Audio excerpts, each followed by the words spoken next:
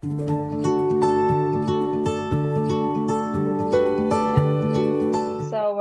you today for joining today's session. We will discuss the theme sustainability, economical, ecological, and social perspectives. We have invited several speakers from all around the world, and we're so proud and excited to have so many people attending to this event. My name is Munang, and I'm the chairperson of FUF Stockholm Södra, which is newly established association with over 100 members already. So we're very excited for that. And before we begin with the seminar, I will give you a short introduction on who we are. And for the ones who are not familiar with FUF, the Swedish Development Forum, we are an association driven by committed volunteers passionate about raising global development debate among young people and students. It is also important to note why we decided that this month's theme was to be sustainability. And first and foremost, this is because Earth Day took place on 22nd of April. But it's also because we believe that long-term sustainable development is the key to build a better world for future generations and to combat climate change. And finally, we're incredibly grateful that our speakers, where experts in respective fields are willing to share their thoughts and experience with us today. So if anyone wonders anything about our organization, please feel free to contact us on email. Now it's time for me to give the word to Emma, and Clara will be moderating the session today. And thank you so much. Yes, thank you, Mona, for the introduction. And thank you everyone who's here with us today. My name is Emma, as Mona mentioned, and I, together with Clara, will moderate today's session. And before we start, I'd like to highlight a few key points. The seminar will be recorded and shared on our FUF Play YouTube channel. And you can also see other recorded seminars there regarding development issues. And if you do not feel comfortable being recorded, you can please turn the camera off. But you're of course welcome to have it on. And please make sure that you muted your microphone during the presentation part. And if you have any questions, you can feel free to ask them in the chat or during the discussion part. Clara will be present the questions during the chat to our guest speaker at the end of the session. Yes, and I would also like to mention that yesterday we had a session on deforestation and food production from Maria Osbeck from SIDA and Lynn Robber from Framtidsjorden. If you missed the event, you can watch the recorded session on FUF Play's YouTube channel, which will be uploaded in a few days. But today's session will be with Richard Munang from the United Nations Environment Programme. And Dr. Munang is a regional coordinator of climate change at the sub-regional office in Africa for the United Nations.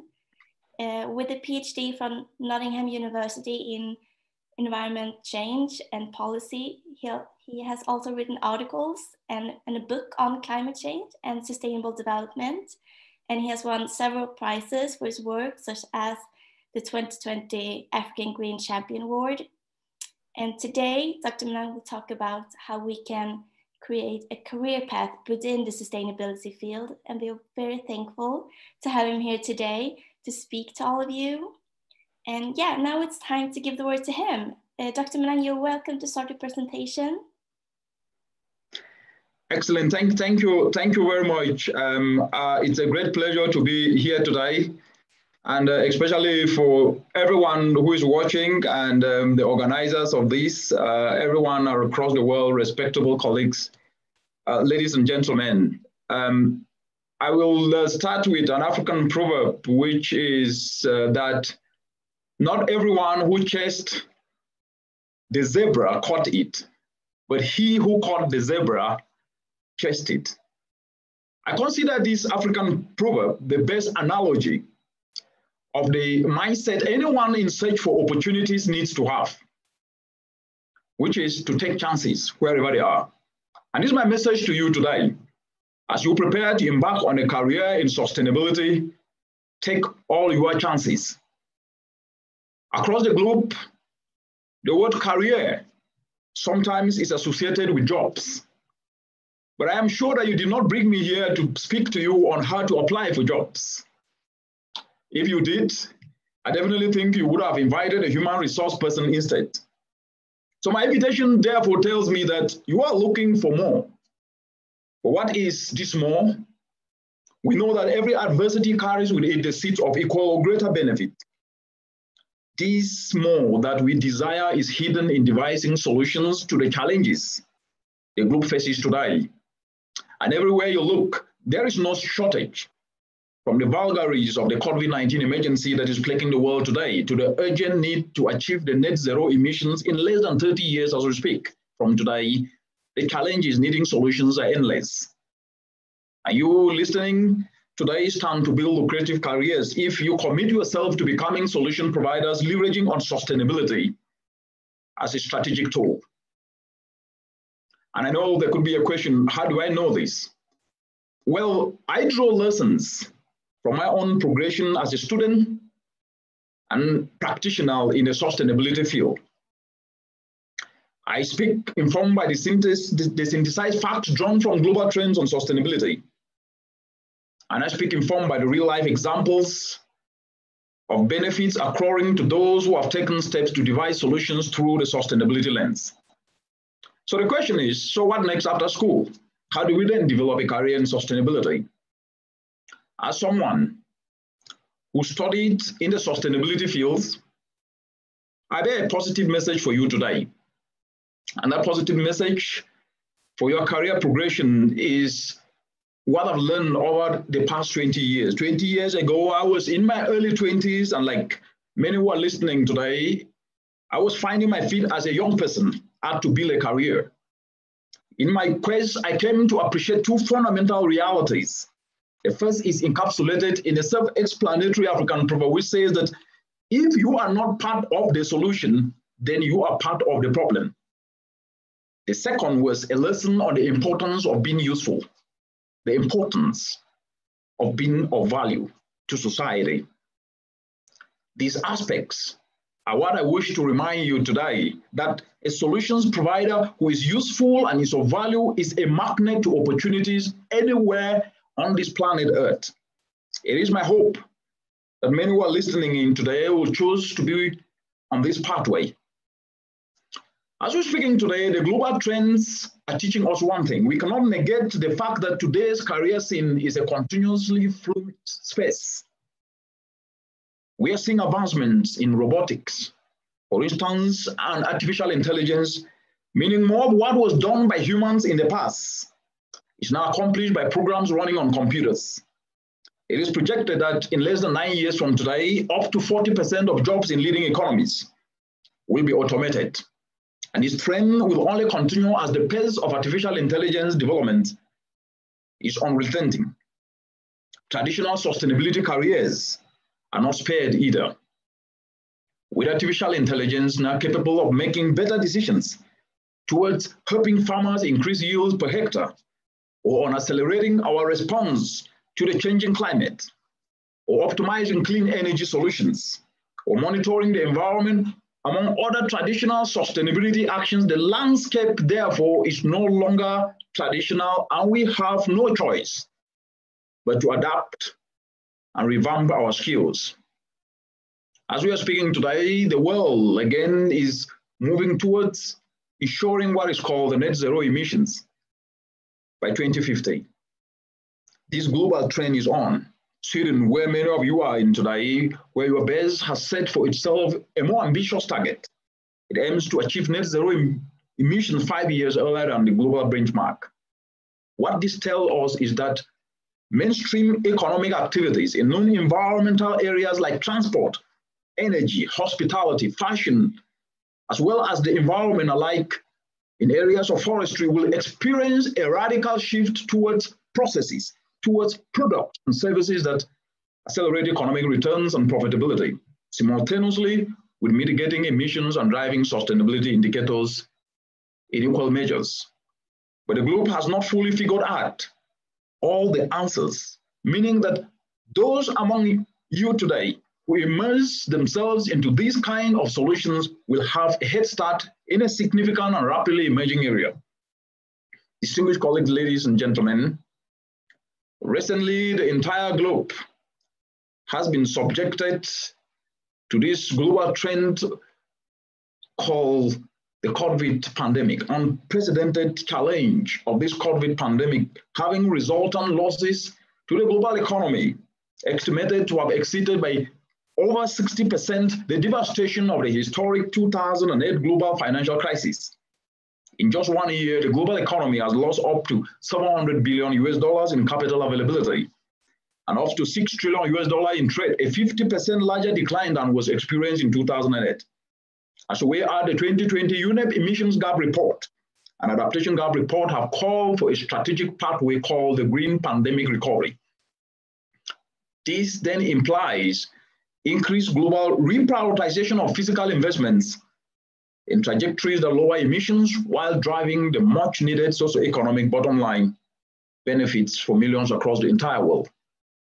Following this approach will unlock income opportunities to drive the post-COVID-19 recovery while cutting emissions by up to about 25% in less than 9 years from today, bringing the world closer to achieving the net zero target by 2050, but also guaranteeing increased economic growth. These UNEP emissions reports, the emission gap and the adaptation gap, showed that failure to do so means losses will increase to about 2.2%. But investments can mean one thing: lucrative enterprise opportunities for everyone on this planet Earth who take chances in devising solutions that will make the green pandemic recovery a reality, both for Sweden and the entire globe. Distinguished colleagues, ladies and gentlemen, having put this global trend, what you will see is that each of us, regardless of where we are and which country we come from, must revisit the traditional understanding of career building. An understanding defined by names of organizations or areas of training or professions or paychecks is what we used to. But that's not how we're going to look at career building today. Seizing opportunities by retooling our skills. This new foundation can be summarized in just 2 words that have defined my own career and which I mentioned earlier: being useful. Being useful. Being of value. The one thing that you should continuously ask yourself and answer yourself is, how can my chosen area of study, how can the position of interest to me in sustainability as solutions that touch the lives of millions of people being fostered? We have a planet of over 7.8 billion citizens. What additional knowledge, skills, or attribute do you need to acquire? That's a question you should ask to complement your chosen field and offer value. You will then need to continuously recalibrate and perfect these answers as time moves on. I faced this reality in my choice of career in sustainability and have continued to confront it to date. About 20 years ago, I graduated with an undergraduate degree in physics. It was a field I enjoyed. I enjoyed solving problems of theoretical physics.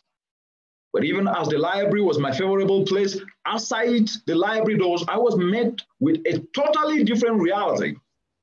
Every time I went home for the semester break, I was constantly reminded of the reality of people in my community, the reality of increasing variable weather causing constant declining yields in my mother's farm, a reality that was shared by many mothers across the village and even in neighboring villages and in the community.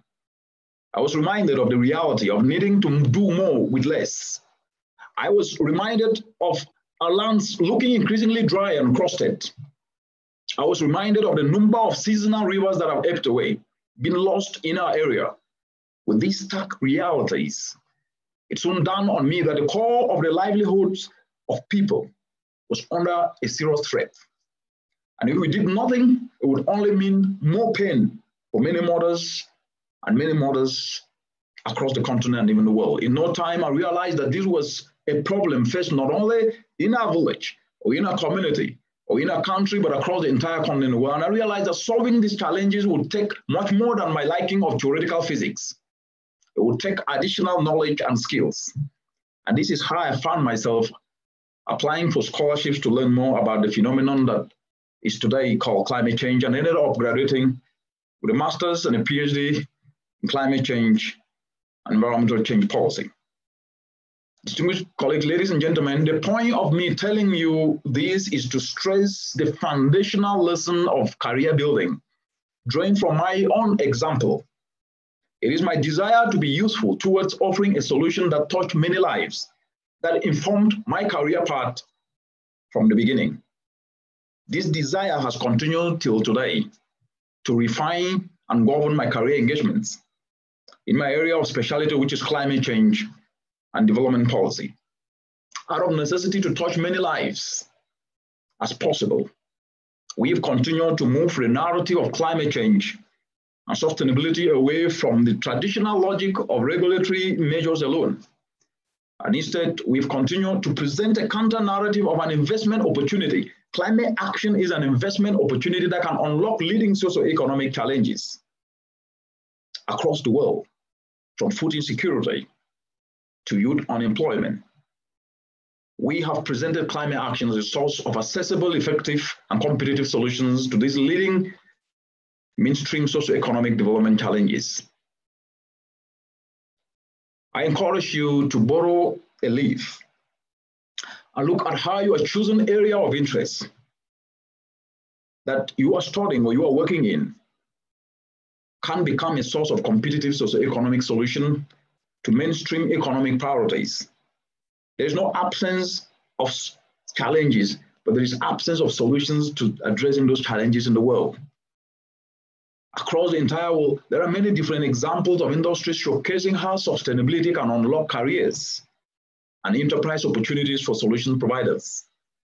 The forestry sector, for example, is one area that is unlocking diverse career pathways founded on sustainability. As we speak today, the globe loses about 15 billion trees every year. 15 billion trees every year. This trend makes it nearly impossible to achieve the global target of net zero emissions by 2050. In response to this dire need for solutions, people across the globe are coming up with different initiatives to devise solutions. And in this process, we are seeing new sustainability career pathways springing up. For example, an initiative called Gain Forest uses artificial intelligence to reverse deforestation. By combining data analysis to measure sustainable land use with smart contracts, this initiative is unlocking donations to forest communities when restoration milestones are reached. And many more of these with applications developed by young people, whether they're fintech applications like Cultivo, startups aiming to unlock 1 billion of investment over the next 5 years in at least 3.5 million acres of restoration projects, including forests, grasslands, wetlands, and regenerative agriculture, or young people who are developing connecting the dots application to link mothers who are growing food and connecting them to market. But forestry is not just the other area, or agriculture, other non-environmental related areas are equally wanting for sustainability solutions. A good example is electric mobility. This industry is expected to grow at a compound annual growth rate of 21.6% to reach $483.3 billion in less than 5 years from today. Whether we're talking about apparel market, which is projected from 1.5 trillion in 2020 to 2.23 trillion in less than 4 years from today. The demand for conventional fashion is on the rise, but a tremendous cost to the environment. For example, to make one pair of jeans takes close to 8,000 liters of water. This amount is equivalent to what a person requires close to, takes in a year. With 10 uses of producing these dresses, and they're being discarded, we end up contributing to 21 billion tons of textiles sent to landfills each and every year. In addition, up to 8,000 different chemicals are used to turn raw materials into clothes. The fashion industry produces 10% of global carbon emissions, contributes 20% of wastewater, and consumes more energy than the aviation and shipping industries combined. Why am I telling you this? With increasing consciousness of this impact, there is a greater push for the industry to adopt sustainable practices. Here then lies an opportunity for you to tap and develop your passion around this. You need to then focus on how your chosen area of interest in sustainability can contribute to offer competitive solutions towards sustainable finance. The areas are numerous, they are endless on how you can drive your career in sustainability. All these are examples just to demonstrate the practicability of a career in sustainability.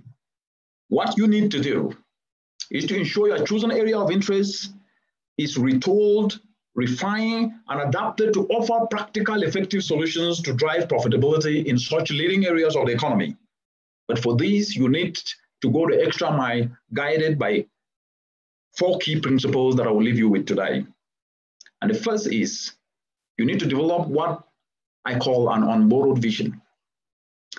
Develop your own unborrowed vision, because building a career by focusing in being a solutions provider, as opposed to looking for the dream job, is a route that few have chosen, and this makes it a matter of risk. What do you really want to do to touch other people's lives, not only to make money? When you step out to make a difference and start using what you have to selflessly touch many lives, expect to face sometimes opposition, including from even your closest circle. You will be asked, what are you getting out of it in terms of direct material gain? You will be discouraged. But what will keep you grounded is the unborrowed vision of how you intend to see sustainability contribute to practical competitive solutions that touch many lives in the globe. And that takes me to the second point,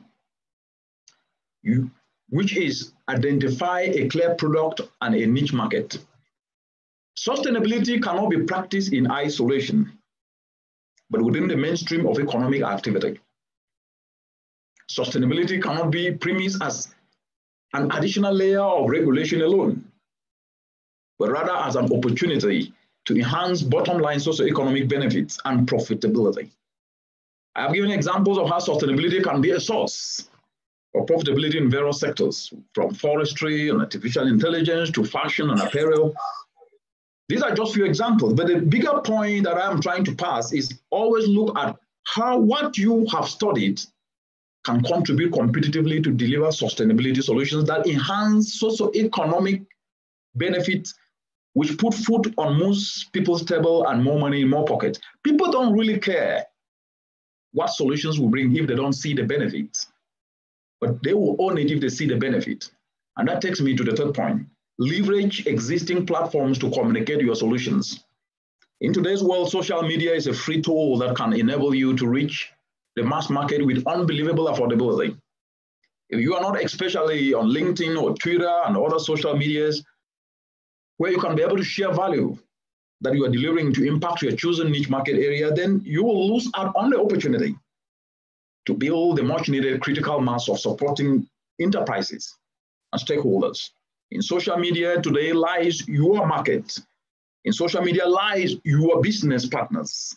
In social media lies your suppliers and all the support structure you need to build an name and a career of offering an on-demand solution to the mainstream economy. So get engaged.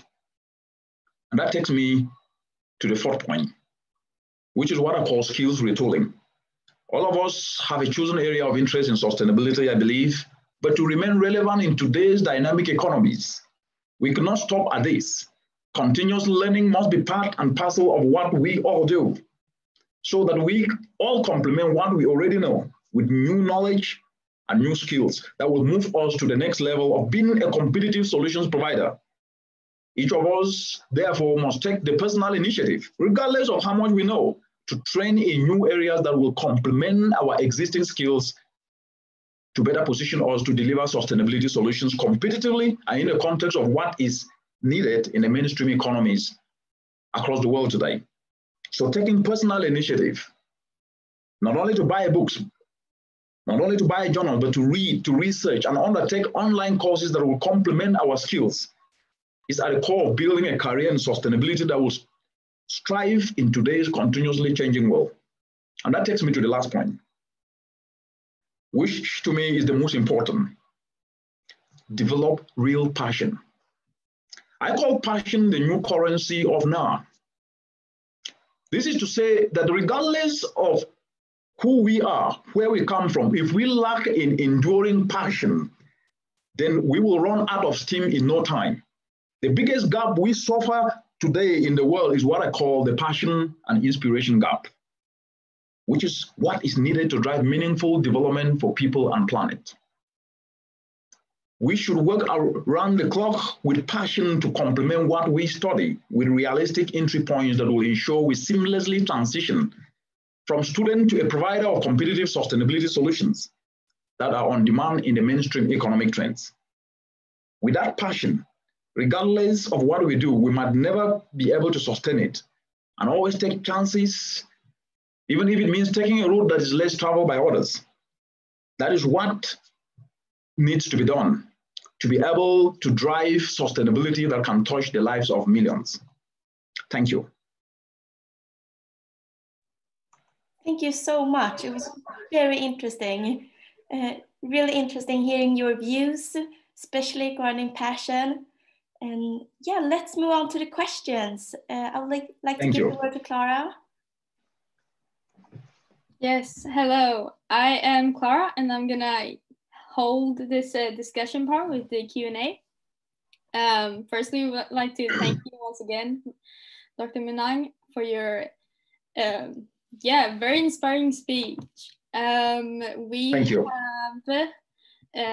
We set this up, so if you have any questions, you can write them in the chat or to me and we'll take them up, or you can yourself raise your hand under the reaction part of Zoom and you can speak yourself and ask them.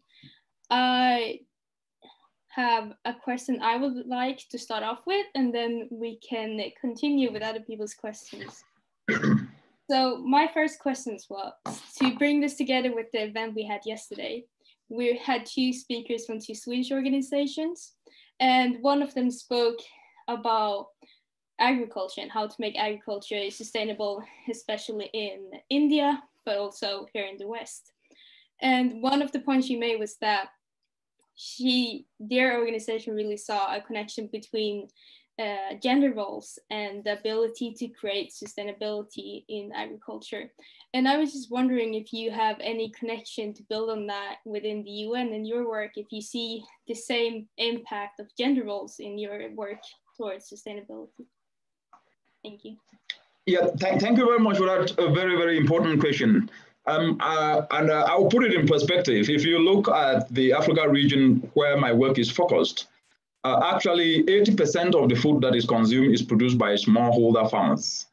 And these smallholder farmers, almost about 80% of them are women.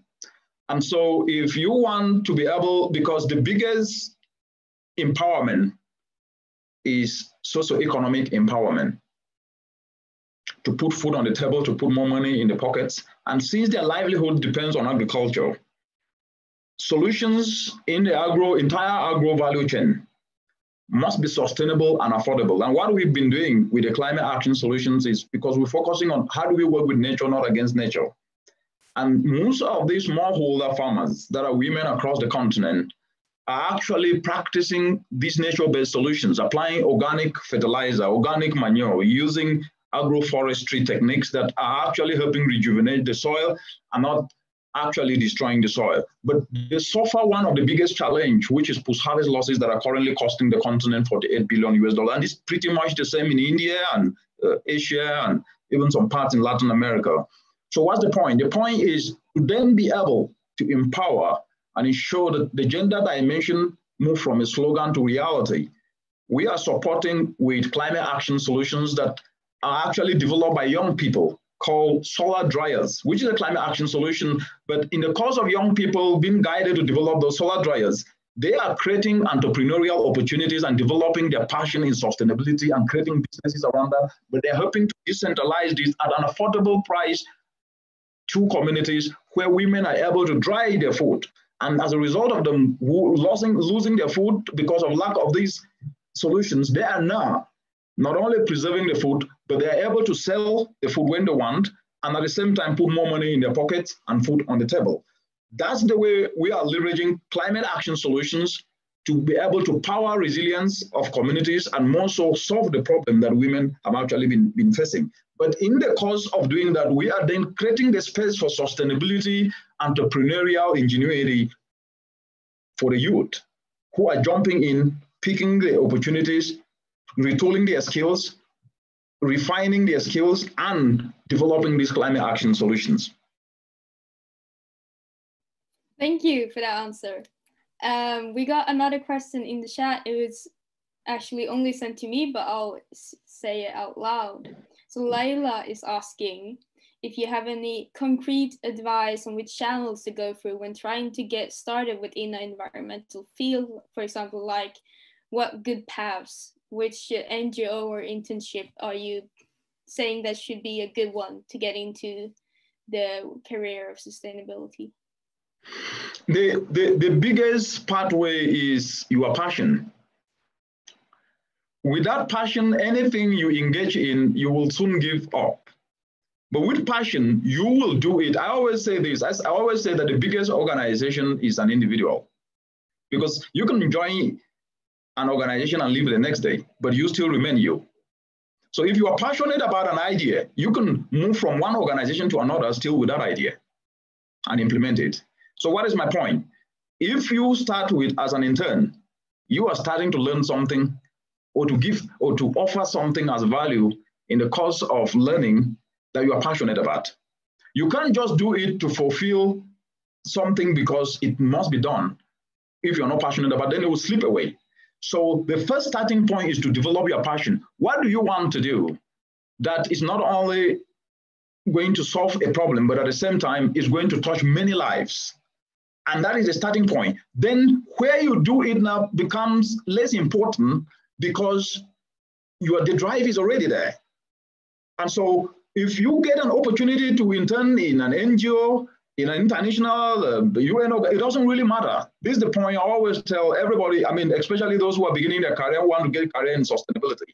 Develop your passion. If it is in agriculture, what do you want to do? Is it to develop solutions that can help reduce the post-harvest losses that a mother is suffering in a village in India or in Africa?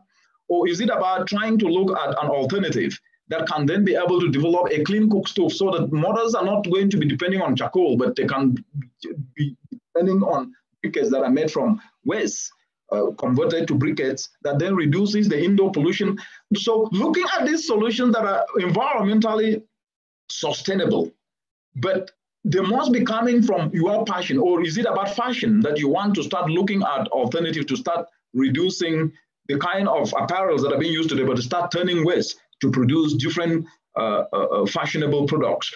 That determination is at the individual level, but it must always be to address a problem. And from there then, regardless of where you end up, you will be in the sustainability career business. I think that's a great question. I would like to follow up and see if you have any personal experience within internships that maybe you could tell Layla about so she can get some ideas in her head about what to do. Come again? I was wondering if you had any personal stories or experiences you could tell Layla about so she can get some more ideas on what to do. Yes, let me start with my example. I've actually written a book, and I think you guys can download the book on my richardmunang.com. It's actually free. I wrote it as a mentorship tool for young people in the world to develop their sustainability career. And I actually brought in my pathway on how I followed to reach where I am today. And when I finished university, as I was looking for scholarships to further my interest in understanding the issues that I confronted, as I indicated in my remarks, in our community, I volunteered in an NGO in the northwestern part of Cameroon. And this NGO was an environmental NGO where I wanted to start to understand the kind of actions they were undertaking. And mostly we were working with communities and guiding them to adopt sustainable approaches like agroforestry, to apply those techniques in the farm, less tillage, conservation agriculture, application of organic manure. And the lessons I learned in this NGO for 1 year, even without pay, helped me to frame my application in a way that got me a scholarship to study my master's degree in Nottingham University and later on my PhD. The point I am bringing here is that knowledge that I got when I volunteered for 1 year in this NGO did not only help me to get that scholarship, but it's helped me throughout my entire career today. It was the best knowledge that if that was evaluated in terms of financial values, it would have been worth more than any amount of money that one could have imagined. So the point I'm making is that value is acquired, and you can easily acquire value when you have a passion for something. I had a quest to understand the environmental issues that were plaguing my mother's farm, causing crop failure. And then anything around environment, around sustainability, I was interested to understand it. And that drive helped me to volunteer for free, but it gave me knowledge, which that knowledge helped me to further my education. And even today, I still use some of that knowledge that I gain to be able to devise the different approaches and solutions that I do in the job that I do. I don't know whether I've answered your question, but that's from a very practical experience, and this is more elaborated in my book, and I hope you guys can download it and also read it. Thank you. I think that part about your book is a great advice for Leila and everyone else here. We'll make sure to publish that somewhere on our social media as well, so you can, so we can tell everyone where to find it. I think, excellent. Yeah. I think Mona had a question if she wants to ask them. Yes, I was just a bit wondering what is the challenges with your work? Are everyone supportive with your work, or is it some challenges that's really hard to do? Or yeah, if you understand what I'm trying to say. Yeah, come again. I think there was a break. I didn't hear that part. Oh, I'm sorry. I was wondering if your type of work, if it's any challenges, or are everyone supportive with your work, or is it hard working with the sustainability? Because some people would say actually could be hard because not everyone is supportive. But I really wonder with your opinion and experience with this. Yeah, thank you. I think that's a very important question. And it is important from the fact that challenges are disguised opportunities. And you will not always be accepted with a product or a solution that you bring to society or to communities. But what you must always do is to find ways to convince people, to prove to them that the solution or the product is worth it. And that convincing part is never easy. And that is why I go back to the very word again, passion. If you are not passionate about what you do, you will give up very easily. You cannot successfully drive a career in sustainability if you do not develop the stamina and the resilience to be able to cope with the adversity that will come, even when you are bringing a solution. Why I say so is because the number of challenges that are plaguing the entire globe today, including in Africa here, whether we're talking food insecurity, where solutions are supposed to be devised, or we're talking indoor pollution that is killing over 600,000 people every year, or we're talking youth unemployment. The solutions with the contemporary challenges that will be devised will not be what people are used to. And therefore, one of the ways to overcome the challenge is you must be passionate about what you do, because a disappointment can actually slow you down. But if you are passionate, the disappointment will instead inspire you to find an alternative strategy to still bring the same solution to the community. The second aspect, which to me is also very, very important, is to always engage even those who bring the disappointment, so that at least they become part of the solution and own the process. And that is what I have actually used personally in the work that we do across the region. Engaging the communities, engaging and bringing alternatives, but also building on what works, so that we're not reinventing the wheel, but we are filling gaps whereby they're unable to fill them. That way you ensure a sustainable approach, and also you will then be able to drive realistic transformational impact that can be visible to millions of people. But again, you will face challenges, that is guaranteed, but always see challenges as disguised opportunities. And know that with passion, you are unstoppable. Thank you so much. Oh, we have another question. Sula, do you want to go ahead and say it? Yes, thank you. Yeah, I want to ask something maybe technical. I am sure that most of the people have passion here, but we feel a little bit maybe lost or don't know where to start. Or like me, for example, I am soon at the end of my master education. So I am trying to understand if I should continue with a PhD. For example, I'm studying environmental economics and I have economics background already. But I feel like it is already super technical and we cannot find that much problem, like solutions to the current problems with these 19th century economics, basically. And do you think that if I would continue at PhD, would it be valuable to work in kind of developing countries, for example, or is it only the interest is enough, basically? That's what I'm trying to understand. Yeah, that is a very good question. And I think you're not the only one suffering, being in that dilemma at the moment. I think there are so many young people across the world who are either studying or have graduated and are in your shoes. I was once in your shoes at some point. But this is what I'll tell you, frankly. What you study doesn't really matter. Look, for me, I transitioned from theoretical physics to master's environmental science to a PhD in climate policy. But if you look at the work I do today, yes, I pin it down on climate change, but my interests are more on how does those solutions touch the life of a common mother in a village. That's my passion. How does what you do translate to a meaningful impact in someone's life? Then what you study doesn't really matter that much more.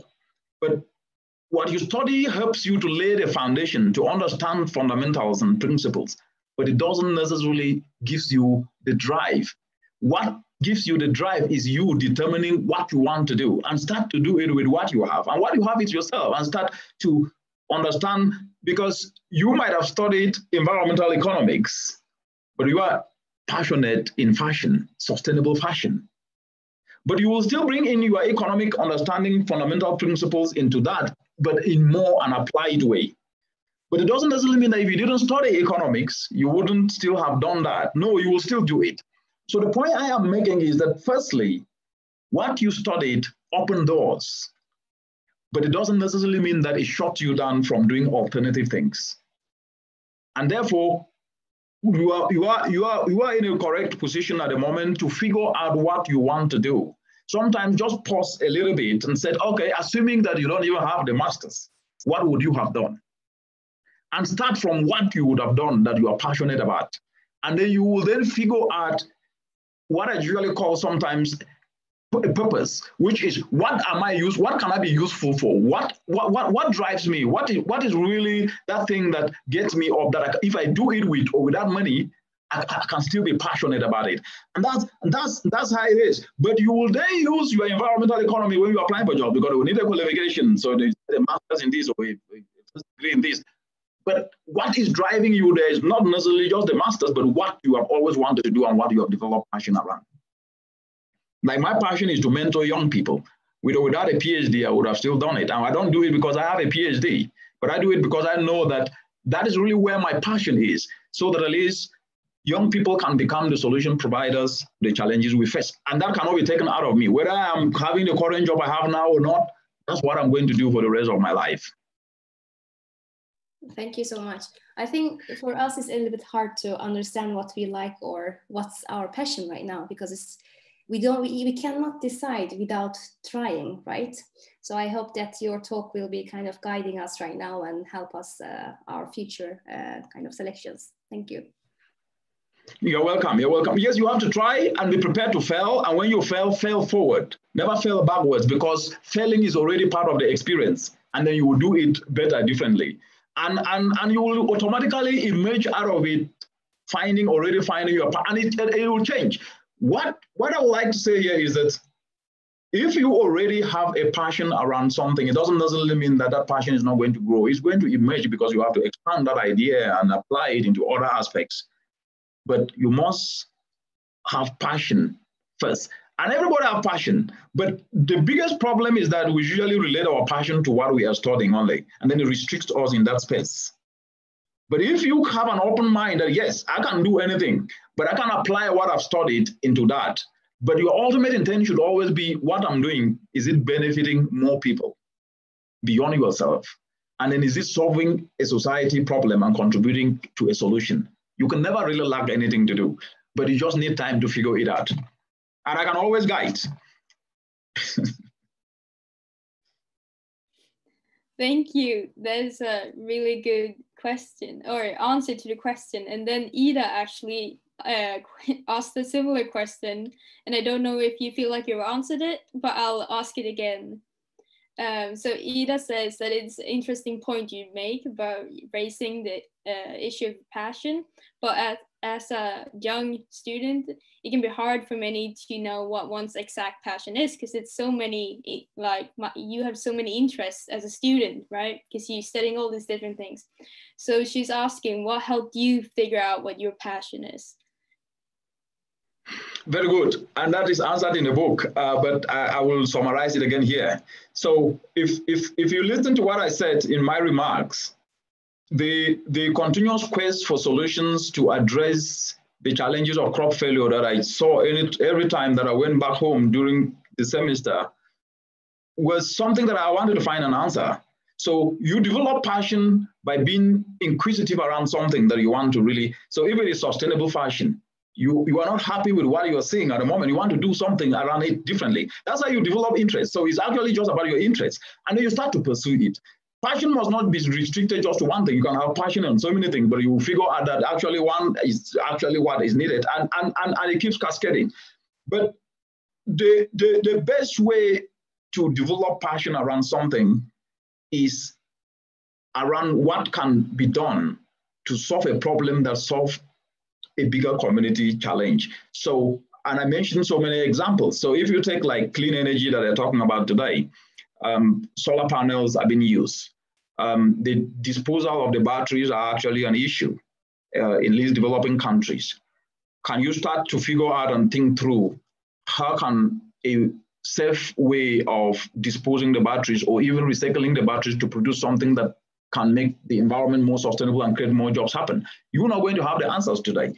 But because that is already your interest, you will then foster complementary partnerships or build alliances. And that is why I said at the end of the day that the internet and social media is also where you will find your business partners, where you will find complementary partners to share ideas.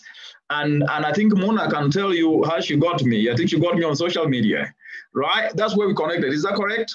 Yes. So on LinkedIn. And that's how she invited me, and then I came over. So you have immense opportunities to be able to test your ideas out there, to be able to build alliances, to be able to ask questions, to be able to fill gaps. And as a result of that, you will notice that you are getting closer to what you can actually start doing. Let me just end by saying this here. Having a job is not necessarily having a passion around that job.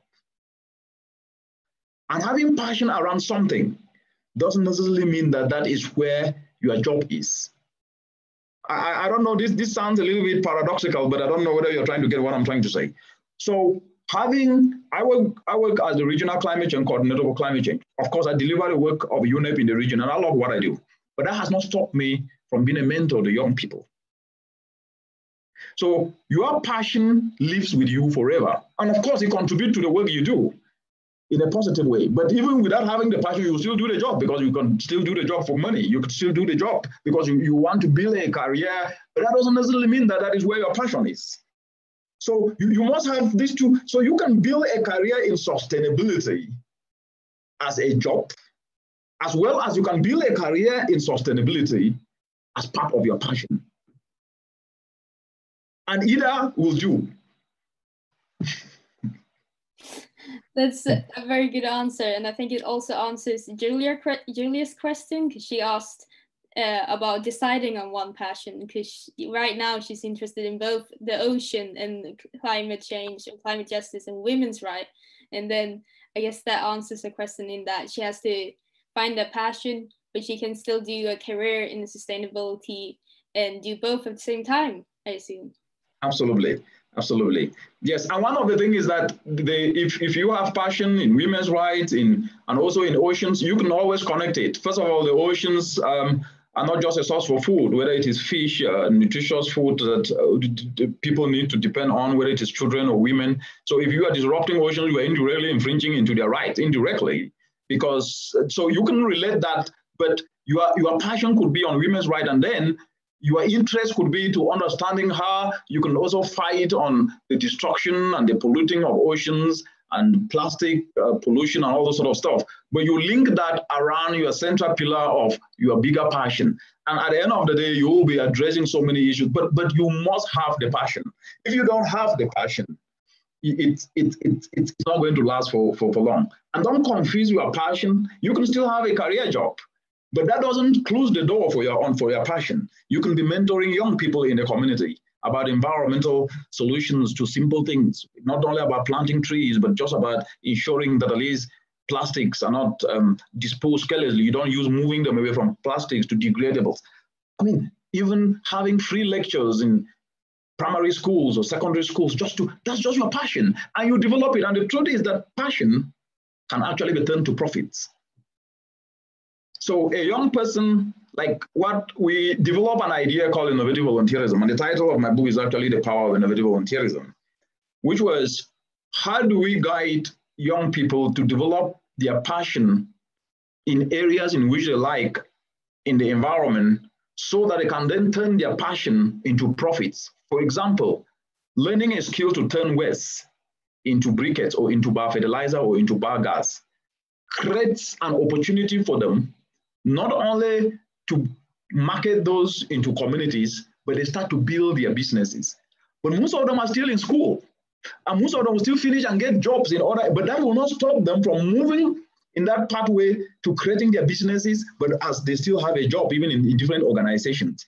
So they follow their passion, and that then means you can even leave your job at some point to follow your passion if it's already blossomed to an extent. And I think thinking that way gives you a more robust pathway to solve problems, build your career, and at the same time, also ensure that you can make some profitability in the sustainability space. Thank you. I hope that answers Julia's question. So the time is ticking, and I was gonna ask one last question. As we're talking about sustainability careers, I was gonna ask you what you think is the future within the careers of sustainability. As we're still studying and getting an education, we can still make our education quite specific. So I was wondering if you have an idea of where the UN is going with the environmental program and how we can get an education that mostly fits that idea in the future, so we can make sure we get that career we want. Actually, you are studying at the best time in the history of the world. Because when I was doing my master's in 2004 and then PhD 2005 to 2006 and 7, the opportunities at that time were not as immense as they are now. And so you studying with your peers are actually at what I call the tipping point, because as I mentioned in my remarks, yes, you hear about net zero emissions. People have not really figured out what it will take for that to mean at the local level and what solutions. Of course, yes, net zero emissions, lower emissions, yes, but what does that mean to a mother in a village or a farmer in a little village in southern India or in southern Africa or northern Africa, all those sort of stuff. So those solutions will have to come from you guys. And that is the real determinant of the sustainability space that will be driven in a different way, more from a technology perspective.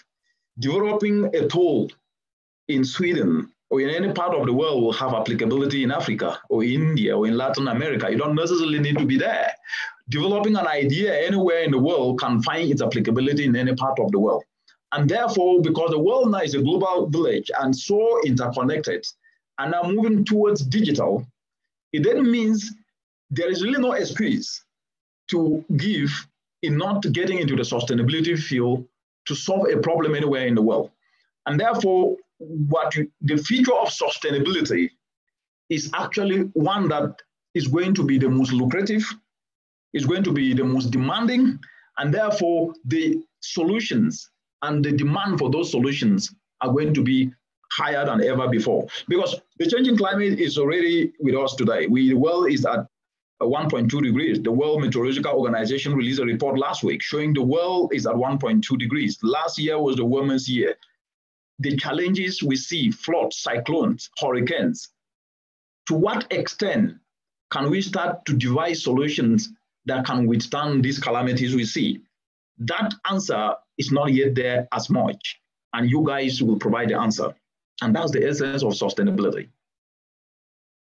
Thank you. That's a good question. So technology and tools for the future.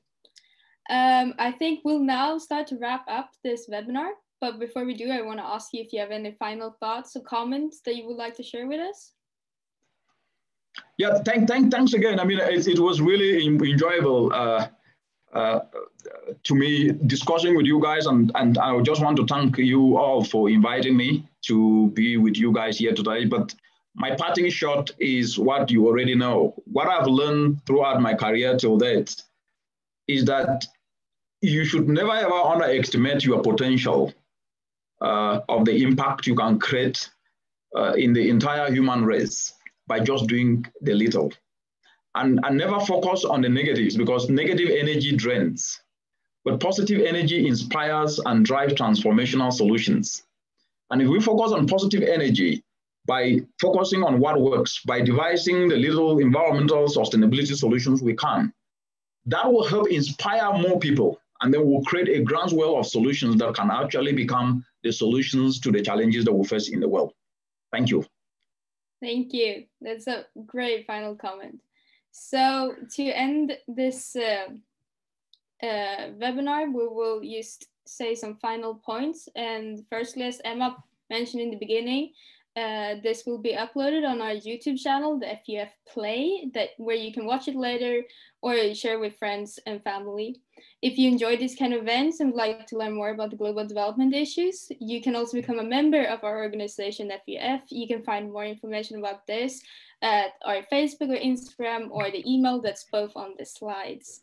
Also, if you'd like to help us arrange these kind of events in the future, you can contact us, our local group, the FUF Stockholm Södra, by email, Facebook, or Instagram as well. We are currently looking for new members, and so feel free to reach out. And because now during the pandemic, we're mostly online, which means that even if you don't live in Stockholm, you can be part of this organization. Finally, we really hope that you enjoyed this discussion, and that we'll also see you for our next monthly event in May. And thank you all so much for joining us, and have a nice afternoon. We also want to lastly thank you, Dr. Richard Munang, for being part of this again. I can see that there's a lot of people saying this was very inspiring in the chat. So thank you.